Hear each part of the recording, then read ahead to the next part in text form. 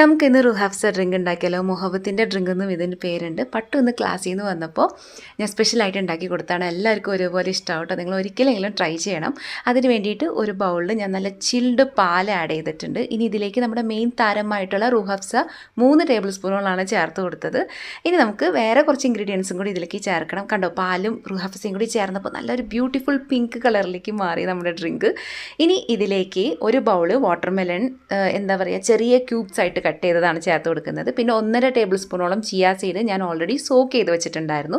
അപ്പോൾ അതും ചേർത്ത് കൊടുത്തു. ഇനി നമുക്ക് നമ്മുടെ ഡ്രിങ്കിൻ്റെ ആ ഒരു സ്വീറ്റ്നെസ് കൂട്ടാൻ വേണ്ടിയിട്ട്, റുഹാഫ്സയിൽ ഓൾറെഡി മധുരം ഉണ്ട് കേട്ടോ, എന്നാലും നമ്മുടെ ഡ്രിങ്ക് ഒന്ന് നെക്സ്റ്റ് ലെവലിലേക്ക് എത്തിക്കാൻ വേണ്ടിയിട്ട് നമുക്ക് ഷുഗർ ആഡ് ചെയ്ത് കൊടുക്കാം. അല്ലെങ്കിൽ ഞാനിപ്പോൾ ചേർക്കുന്നത് ഷുഗർ സിറപ്പാണ്.